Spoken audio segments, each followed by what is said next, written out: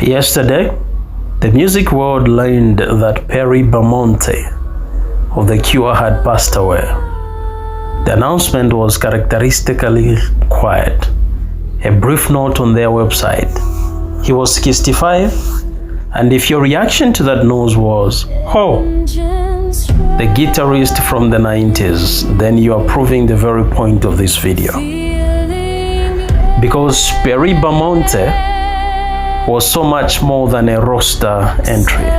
While we celebrate the iconic faces of The Cure, a crucial, quiet architect of their most expansive and celebrated era has just left us. Think you know who built the cathedral of sound that defined albums like Wish and Wild Mood Swings? Think again. This is the story of The Cure's unsung genius. Long before he was officially a member, Perry Bamonte was already in the machine. He joined the band's crew in the mid-80s, a roadie, a technician, a trusted pair of hands in the chaotic world of touring. This wasn't just a job, it was a front row seat to genius. He learned the sonic blueprint of The Cure from the ground up, from the solder joints on the pedal boards to the atmospheric swell of the monitor. He became Robert Smith and Paul Thompson's secret weapon, a confidant who spoke the language of wires and wavelengths. When creative tensions arose, Perry was the steady hand. When they needed a new texture, he was the one who could find it in a stack of keyboards or a forgotten guitar effect. His influence was foundational, woven into the fabric of the band's process before he ever played the public note. When he officially joined in 1990, it wasn't as a replacement, it was an evolution. The Cure had just released the monumental Disintegration, a dense Gothic masterpiece. Where do you go from the top of the mountain? Perry Bamonte helped them build a new one. Listen to Wish. That album isn't just guitars.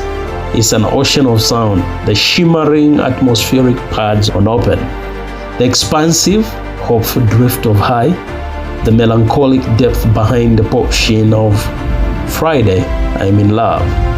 That was Perry. As a multi-instrumentalist, he wasn't just filling space, he was painting the sky behind Robert Smith's iconic silhouette.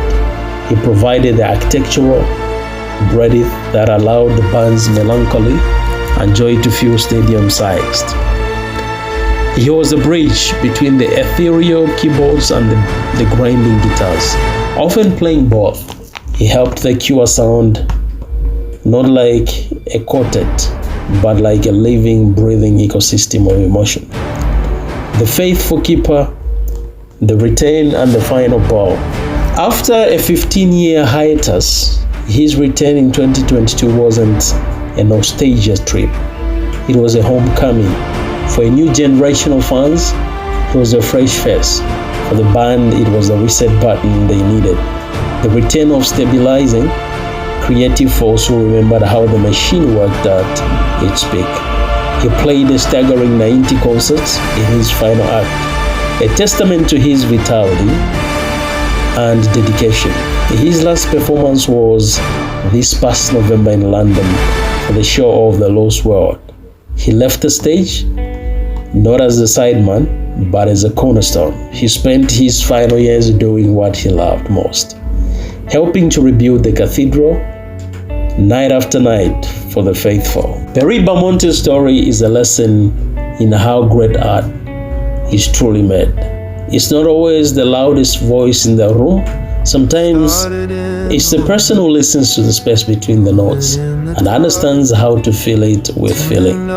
He was the quiet enabler, the sonic architect, the faithful keeper of the flame. His legacy isn't in the headlines. It's etched into the very sound of a generation's most cherished melancholic anthems.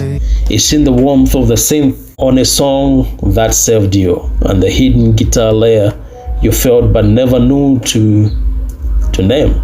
So tonight, put on Wish, listen past the melody.